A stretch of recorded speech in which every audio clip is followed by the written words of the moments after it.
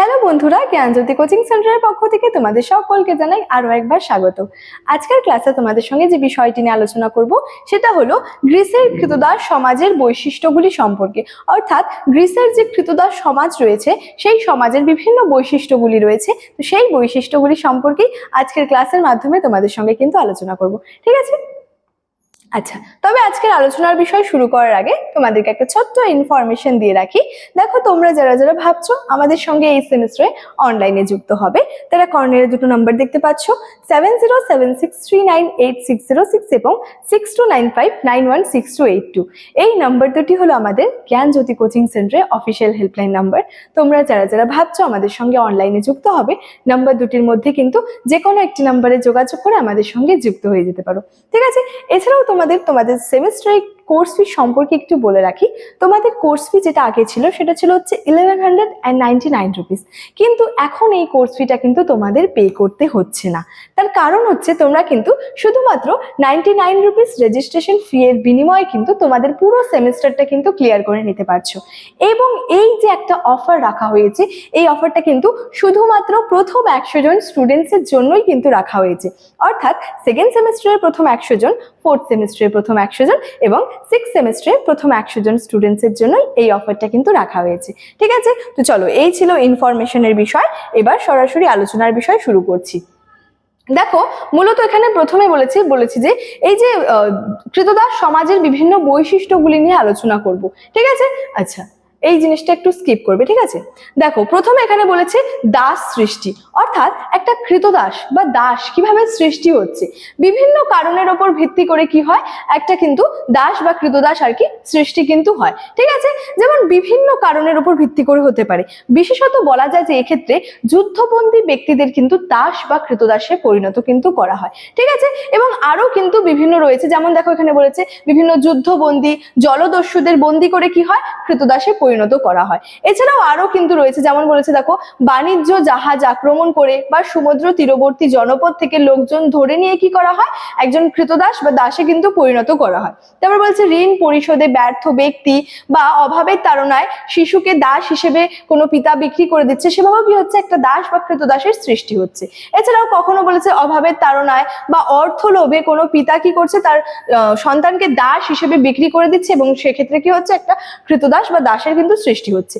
এবং এই যে দাসত্ব রয়েছে বা দাস প্রথা রয়েছে বা কৃতদাস রয়েছে, এই কৃতদাসত্বের কিন্তু বিভিন্ন উৎস রয়েছে, যেমন যুদ্ধবন্দী তো রয়েছেই, এছাড়াও রয়েছে শাস্তিদানের মাধ্যমে, জন্মসূত্র থেকে, এবং আরো কিন্তু বিভিন্ন উৎস রয়েছে এই দাসত্বের বা দাস প্রথার বা কৃতদাস ব্যবস্থা। ঠিক আছে? তো মূলত এখানে এই যে যুদ্ধবন্দী, এই যুদ্ধবন্দীটাই কিন্তু একটা মূল কারণ একটা দাস বা কৃতদাস সৃষ্টির পেছনে। ঠিক আছে? আচ্ছা, তারপরে দেখো বলেছে এখানে হবে দাস, আচ্ছা সরি দাস, ঠিক আছে, দাস আমদানি। ঠিক আছে? তো কি বলেছে, চাহিদার তুলনায় সেখানে যুদ্ধবন্দী কৃতদাসের সংখ্যা বেশ কম ছিল। এর জন্য কি করা হতো, বাইরে থেকে কিন্তু কৃতদাস এনে সেই চাহিদাটা কিন্তু পূরণের চেষ্টা করা হতো এবং গ্রিসের বেশিরভাগ কৃতদাসী আসতো কিন্তু বিদেশ থেকে। তাহলে কি হতো, যুদ্ধবন্দী কৃতদাস কয়জনই বা ছিল, তাই কি বলেছে, চাহিদার তুলনা, অর্থাৎ যতটা সেখানে কৃতদাসের প্রয়োজন ছিল, একটা চাহিদা ছিল যেই কৃতদাসের, সেই চাহিদার তুলনায় সেখানে কিন্তু যুদ্ধবন্দী কৃতদাসের সংখ্যাটা কিন্তু অনেকটাই কম ছিল, যার কারণে কি করা হতো, বাইরে থেকে কিন্তু কৃতদাস নিয়ে আসা হতো এবং এই যে গ্রিসের বেশিরভাগ যে কৃতদাস আসতো বা দাস আসতো, তারা কিন্তু বিদেশ থেকেই কিন্তু আসতো। ঠিক আছে? এছাড়াও কি বলেছে দেখো, দাস বাজার, অর্থাৎ এক্ষেত্রে কি হয়, বিভিন্ন দাস বাজার গড়ে উঠতে দেখা যায়। কি বলেছে এখানে দেখো, যে গ্রিসে কৃতদাস কেনা বেচা একটি গুরুত্বপূর্ণ ব্যবসায় পরিণত হয়েছিল এবং দাস কেনা বেচার জন্য অধিকাংশ গ্রিক রাষ্ট্রেই দাস বাজার গড়ে উঠেছিল। অর্থাৎ একটা সময় পর গিয়ে কি হয়, গ্রিসে এই যে কৃতদাস কেনা বেচা, এটা কিন্তু একটা ব্যবসায় পরিণত হয়। ঠিক আছে? এবং দাস কেনা বেচার জন্য বিভিন্ন গ্রিক রাষ্ট্রগুলিতে বা অধিকাংশ প্রায় অধিকাংশ গ্রিক রাষ্ট্রে কি হতো, দাস বাজার গড়ে উঠেছিল। ঠিক আছে? বলছে কিওস নামে নগর রাষ্ট্রটিতে সর্বপ্রথম অর্থের বিনিময়ে দাস কেনাবেচা হতো বলে কিন্তু বিভিন্ন ঐতিহাসিকরা জানিয়েছেন। অর্থাৎ বিভিন্ন ঐতিহাসিকরা এটা জানিয়েছেন এই বিষয়টা, যে কিওস নামে একটা নগর রাষ্ট্র ছিল, সেই নগর রাষ্ট্রটিতে সর্বপ্রথম কি হয়েছিল, যে আর কি অর্থের বিনিময়ে দাস কিন্তু কেনাবেচাটা হতো। এরপর থেকে কি হয়, একে একে এথেন্স, কোরিন্থ, ডেলস, ইজিনা প্রভৃতি নগর রাষ্ট্রে কিন্তু দাস বাজার গড়ে ওঠে। অর্থাৎ আমরা কি এখানে পয়েন্টটাই রয়েছে হচ্ছে দাস বাজার সম্পর্কে। গ্রিসের কৃতদাস যে কেনা বেচার একটা ব্যাপার, সেটা একটা ব্যবসায় পরিণত হয়েছিল একটা সময় পর। এবং সর্বপ্রথম কি দেখা যায় যে কিওস নামে নগর রাষ্ট্রটিতে অর্থের বিনিময়ে এই কিন্তু যে দাস কেনা বেচা হতো বলে কিন্তু জানিয়েছেন বিভিন্ন ঐতিহাসিকেরা। এরপর থেকেই একে একে এথেন্সে, কোরিন্থে আরো বিভিন্ন জায়গায় কি হয়, দাস বাজার গড়ে ওঠে। এরপরে আমরা জানবো কাজের দায়িত্ব সম্পর্কে। অর্থাৎ এই যে দাস সৃষ্টি হচ্ছে, তাদেরকে দিয়ে কি কাজ করানো হচ্ছে মূলত দেখো গ্রিসের দাসদের কিন্তু বিভিন্ন কাজে আর কি নিযুক্ত করা হতো। এই যে তাদেরকে একজন দাস বা কৃতদাস বলা হচ্ছে, তো তাদেরকে দিয়ে তো বিভিন্ন কাজ করানো হতো। তাহলে কি করা হতো, বিভিন্ন কাজ কিন্তু তাদেরকে দিয়ে করানো হতো, বিভিন্ন কাজের জন্য দাসদের নিযুক্ত করা হতো।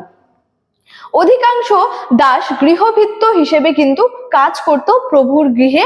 রান্না বান্না, শস্য কাড়াই, কাপড় বোনা, গৃহস্থালির যাবতীয় কাজ ছাড়াও প্রভুর সেবা, জিনিসপত্র বহন করা প্রভৃতি কাজ কিন্তু দাসেরা করত। তাহলে দাসেদের কাজ কি ছিল, বিভিন্ন গৃহের কাজ করা, যেমন প্রভুর গৃহে রান্না করা, শস্য ঝাড়াই, কাপড় বোনা, গৃহস্থালির বিভিন্ন কাজ তো করতে হতোই। এর সাথে সাথে কি করতে হতো, তাদেরকে প্রভুর সেবা অর্থাৎ তার মালিকের সেবা করতে হতো, জিনিসপত্র বহন করা বিভিন্ন কাজ কিন্তু তাদেরকে আর কি করতে হতো। ঠিক আছে, তারপরে দেখো বলছে প্রভু তার দাসকে নিজের ব্যবসা ক্ষেত্রে বা উৎপাদন কার্যে শ্রমিক হিসেবে ব্যবহার করে বা অন্যত্র ভাড়া খাটিয়েও কিন্তু কি করতো, মানে অর্থ উপার্জন করত। অর্থাৎ যে মালিক রয়েছে, কৃতদাসটার যে মালিক, সেই মালিক কি করত, তার কৃতদাসকে নিজের ব্যবসা ক্ষেত্রে নিয়োগ করত, এছাড়াও কি করত, উৎপাদন কার্যে যে শ্রমিক হিসেবে ব্যবহার করত বা অন্য জায়গায় কি করত, ভাড়া খাটিয়েও কিন্তু একটা মালিক তার দাসের থেকে কিন্তু সে অর্থটা কিন্তু উপার্জন করত। তাহলে কৃতদাসদের দিয়ে কিন্তু সেই সময় বিভিন্ন কাজে কিন্তু তাদেরকে নিয়োগ করা হতো। ঠিক আছে, তাহলে এই যে দাস বাজার রয়েছে, এছাড়াও তাদের কাজের দায়িত্ব কি কি রয়েছে, এছাড়াও কি দেখো দাস আমদানি কিভাবে করানো হচ্ছে, সমস্ত বিষয় নিয়ে কিন্তু আজকের এই ক্লাসের মাধ্যমে তোমাদের সঙ্গে আলোচনা করলাম। এবং আজকে আমার আলোচনার বিষয় কিন্তু এতটাই ছিল, ইনফরমেশন ভিডিও শুরুতেই আলোচনা করে রেখেছিলাম। চলো আজকের ক্লাস এতটাই, দেখা হচ্ছে পরবর্তী ক্লাসে। Thank you so much, thanks for watching.